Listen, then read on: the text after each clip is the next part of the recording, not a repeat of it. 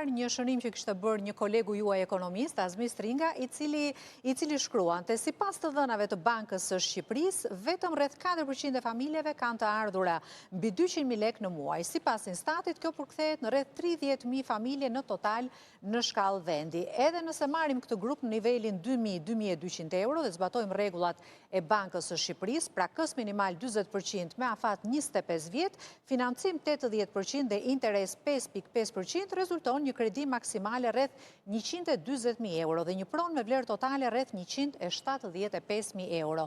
Pra, çmime rreth 1.750 euro metri katror për një apartament 100 metra katror. Kjo do të thotë që edhe ky segment, pra rreth 30.000 familje që mund të konsiderohen elita në vend, mezi arrin në limite për të blerë një apartament mesatar në Tiranë rreth Unazës së Madhe dhe natyrisht jo brenda saj ku po flasim për këto kullat me 5.000 apo 6.000 euro metri katror.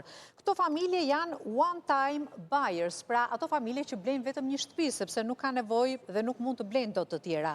Pasi marrim këtë kredi, lidhen për 25 vite dhe nuk blejnë dot një pronë të dytë, as apartament dhe as vilë në Bregdet dhe as marrin dot kredi të dytë, pjesa më e madhe e tyre. Pra këto rreth 30.000 familje blejnë një herë në jetë dhe mbarojmë. Atëherë pyetjet janë këto: kujt po japin kredi bankat në Shqipëri vit pas viti? Kujt po japin kredi bankat? Sepse bankat në vend thonë që ne po financojmë blerjet e shtëpive me kredi. Ndërkohë ka një kundërthënie këtu që vetë bankat thonë janë 30.000 familje që kanë mundësi të marrin këto kredi kaq të mëdha dhe nga ana tjetër këto familje mund të blejnë vetëm një shtëpi.